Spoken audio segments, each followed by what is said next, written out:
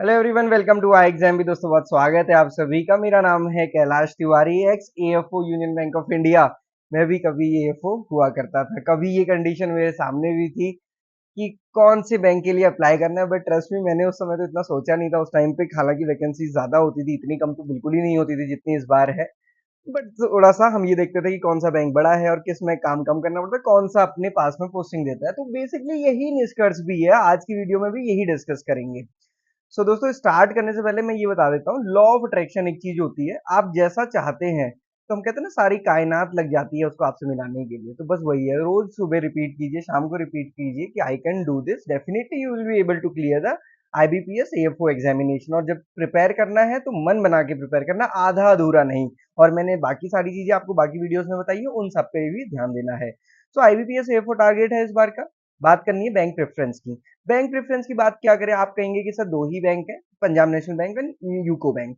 सो अभी आपको पता है कि यूनियन बैंक ऑफ इंडिया जो एक बड़ा बैंक है, उसने नॉट रिपोर्ट किया हुआ है। यहाँ पे सेंट्रल बैंक ऑफ इंडिया ने भी नॉट रिपोर्ट किया हुआ है। इंडियन बैंक ने भी नॉट रिपोर्टेड किया हुआ, bank of Maharashtra, bank of Baroda ने भी, और even Punjab and Sind bank ने भी। अब क्या होता है, देखो पहले आप ये समझ लीजिए कि जो बैंक ऑफ बड़ौदा है, वो लगभग, अगर आप पिछले साल भी देखेंगे ना, तो एनआर ही उन्होंने रिपोर्ट किया था और वैकेंसीज भी रिपोर्ट नहीं की। तो पता नहीं कितने चांसेस है इसके, but union bank of India report करेगा और कर भी सकता है जहां तक है। सेंट्रल बैंक ऑफ इंडिया भी ऐड कर सकता है, हर बार वो करता है। कैनरा बैंक ने तो जीरो मेंशन किया, आई डोंट नो कि वो करेंगे कि नहीं करेंगे। महाराष्ट्र भी यहाँ पे ऐड कर सकता है। तो ये बैंक है जो ऐड कर सकते हैं। अब बचा बैंक ऑफ बड़ौदा। ये इसमें बड़ा संशय है, क्योंकि बहुत टाइम हो गया है, 3-4 साल हो गए कि जब से बैंक ऑफ बड़ौदा ने रिक्रूटमेंट नहीं निकाली है। तो अगेन ये ऐड हो सकता है। तो क्या है, जब आप अपनी प्रेफरेंस भरेंगे, प्रेफरेंस में तो आपको पता है कि सारे बैंक फिल करने होते हैं। जिसमें जीरो है वो, उसको भी आपको अपनी प्रेफरेंस में रखना है, क्योंकि वहां पे तो सारी लिस्ट आती है।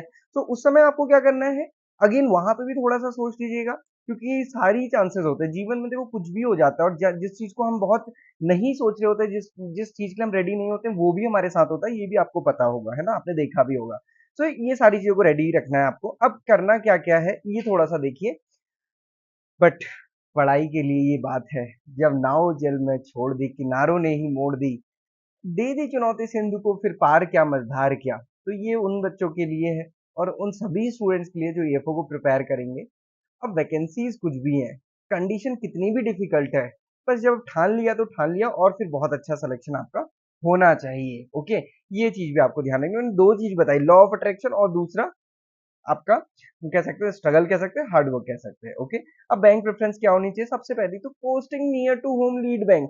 अब ये क्या है, मैं ऐसा बैंक चूज करना चाहता हूँ जिससे कि मुझे अपने घर के पास पोस्टिंग मिले, या फिर अपना होम स्टेट मिले, है ना। ये सबकी चॉइस होती है कि we want our job in our own state. Tamil Nadu का स्टेट का स्टूडेंट चाहेगा कि मुझे तमिलनाडु में ही मिले, उत्तराखंड का चाहेगा उत्तराखंड में ही मिले। तो दोस्तों, ऐसे में जो डिसीजन लेना होता है, वो किसके बेसिस पे लिया जाता है, लीड बैंक के बेसिस पे, कि आपके स्टेट में कौन सा लीड बैंक है, कौन डिस्ट्रिक्ट में कौन सा लीड बैंक है। डिस्ट्रिक्ट में लीड बैंक स्कीम होती है, खैर ये लीड बैंक स्कीम एलबीएस कहते हैं इसको। तो लीड बैंक कौन सा है, लीड बैंक वो होता है जो मेजर सारी चीजों को देखता है, गवर्नमेंट के साथ लाइजनिंग करता है। तो जो लीड बैंक होता है, उसकी सबसे ज्यादा ब्रांचेस उस पर्टिकुलर डिस्ट्रिक्ट में होती हैं। ओके, तो आपको ये डिसाइड करना है। दूसरा ये डिसाइड करना है कि करियर ग्रोथ किसमें अच्छी है। मैं सिंपल एक एग्जांपल बताता हूँ। मेरे साथ के स्टूडेंट्स, मेरे तो बैचमेट हो गए, स्टूडेंट नहीं हुए, मेरे बैचमेट्स जिन्होंने पोस्ट ग्रेजुएशन नहीं किया, बीएससी एग्रीकल्चर के बाद ही ज्वाइन कर लिया था, कुछ पंजाब नेशनल बैंक में है जो स्केल 3 हो चुके हैं। वही मेरे साथ के मेरे बैचमेट्स जिन्होंने बैंक ऑफ बड़ौदा ज्वाइन किया था, वो स्केल 2 हो चुके हैं। वही कई सारे मेरे साथ के यूनियन बैंक ऑफ इंडिया में जिन्होंने ज्वाइन किया था, उसमें बड़ा वेरिएशन है, कुछ स्केल 3 भी हुए, कुछ 2 भी हुए, कुछ 1 भी हुए। बट यहाँ पे मेजोरिटी पीएनबी में स्केल 3 हो चुके हैं। तो मतलब प्रमोशन के वाइज सबसे अच्छा बैंक पंजाब नेशनल बैंक अभी तक जो मुझे लगा है, bank of Baroda. Similarly oriental bank भी होता था, वो भी मर्ज हो गया पंजाब नेशनल बैंक में ही। सिमिलरली बैंक ऑफ इंडिया देखोगे, वो भी bank of India, bank of Baroda, ये सब एक साथ ही चलते हैं। बाकी बैंक भी, यूनियन बैंक, ये सब एक साथ चलते हैं। बट मैं ये देखूंगा कि यूनियन बैंक में थोड़ी सी एचआर पॉलिसी प्रमोशन के बेसिस में थोड़ी सी रिस्ट्रिक्टेड या फिर डिफिकल्ट है, as compare to Punjab national bank. Punjab national bank में बहुत प्रमोशन होते हैं as compare to union bank of India. तो दोस्तों, ये करियर ग्रोथ का पार्ट है। अब देखो, पंजाब नेशनल बैंक ने वैकेंसीज भी निकाली है, और ऑप्शन भी वही है, ज्यादा वैकेंसीज भी उसी की हैं, तो डेफिनेटली आपकी ये चॉइस होगी ही होगी। देन दूसरा होता है कि ट्रांसफर पॉलिसी किसकी कैसी है, एचआर पॉलिसी। अब देखो, ट्रांसफर का क्या मतलब होता है, ये नहीं कि आपकी पोस्टिंग कहीं है और आपको घर पे ट्रांसफर मिलेगा नहीं मिलेगा।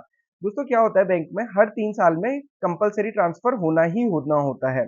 फिर बैंक्स के रूल्स होते हैं कि 6 साल में वो आपको आपके जो रीजनल ऑफिस है उससे बाहर कर देंगे। मतलब अगर मान लीजिए आप उत्तराखंड में, उत्तराखंड का कोई रीजनल ऑफिस है, देहरादून है या फिर हल्द्वानी है, तो उससे बाहर आपको कर देंगे। और किस कुछ बैंक्स की होती है कि 6 साल में वो आपको जो ज़ोनल ऑफिस है, उससे बाहर कर देंगे। अब जैसे मैं उत्तराखंड की बात करूँ तो उत्तराखंड और वेस्टर्न यूपी आता है लखनऊ ज़ोन के अंदर, तो लखनऊ से लेके पूरा उत्तराखंड पूरा एक ज़ोन है, अब उससे भी बाहर कर देंगे। तो ये होता है, अब देखो मान लीजिए एक रीजन से हटाया तो एक छोटे एरिया से बाहर किया, ज़ोन मतलब एक बड़े एरिया से, ऐसे आप समझिए।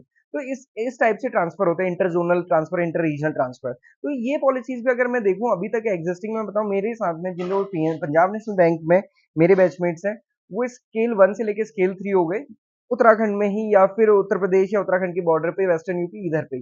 जबकि वहीं यूनियन बैंक में जो मेरे साथ वालों ने ज्वाइन किया था उत्तराखंड में, वो अभी कहाँ है? तेलंगाना में, आंध्र प्रदेश में, कोई वाराणसी में है। तो अगेन क्योंकि ट्रांसफर पॉलिसी वैसी है प्रमोशन के साथ साथ, तो ये पॉलिसीज का अब इसके लिए क्या ना, थोड़ा थोड़ा सा पॉलिसीज देख लीजिएगा, अपने सीनियर से पूछिए, अपने जो फ्रेंड्स हैं जो ऑलरेडी ज्वाइन कर चुके हैं उनसे पूछिए, मुझसे पूछ लीजिए, मैं अब बता ही रहा हूँ आपको।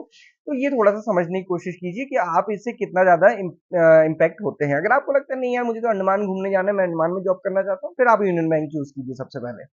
ओके, ये ध्यान रखना है। बैंक का साइज और कितना प्राइवेटाइजेशन के लिए प्रोन है, बहुत इंपॉर्टेंट चीज, क्योंकि भाई अभी रिसेंटली आप देखोगे फाइनेंस सेक्रेटरी ने कहा कि हम 2 बैंक को प्राइवेटाइज करेंगे, मर्जर वर्जर की कोई बात नहीं, सीधे बेच देंगे, ये बात चल रही है।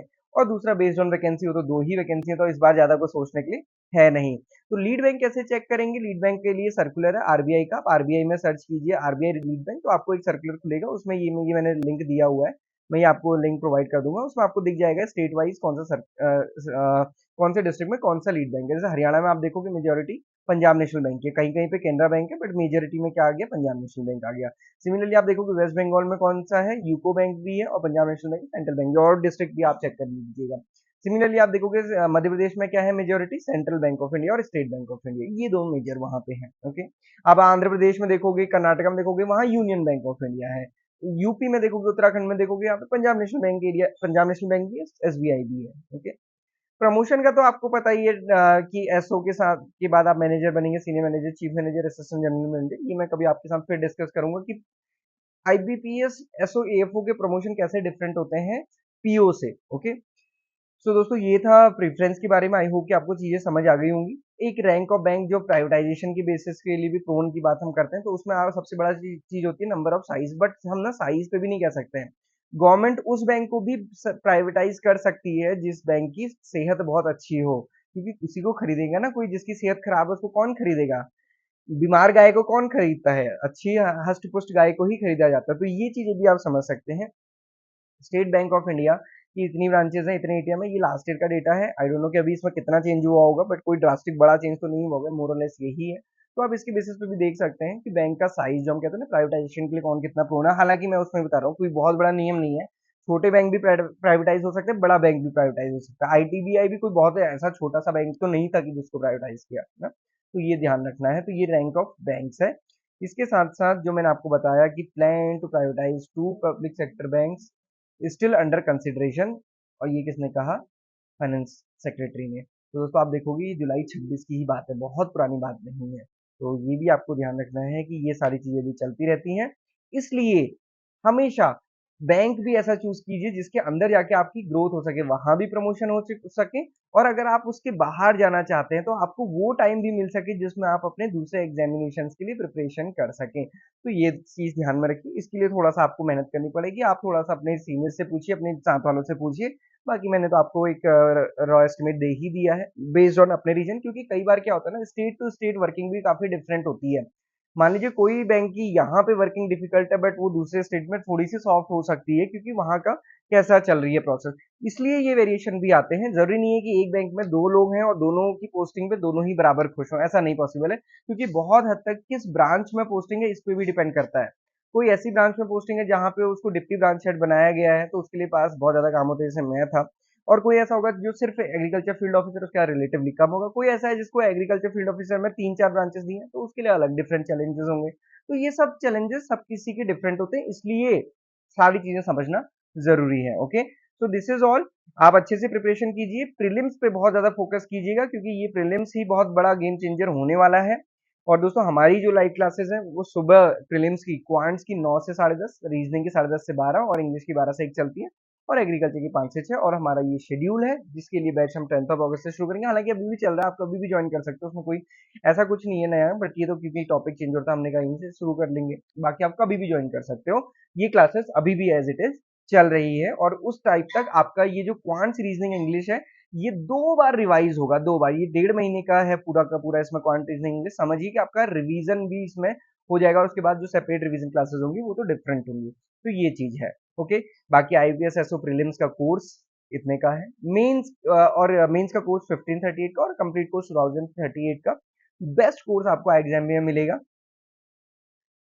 लाइव क्लासेस भी हैं, साथ साथ कंटेंट भी है, शॉर्ट टू द पॉइंट, सारी चीजें शॉर्ट टू द पॉइंट। और सबसे बड़ी बात है कि एक्सपर्ट गाइडेंस यहाँ पे आपको मिलती है। So this is all for today.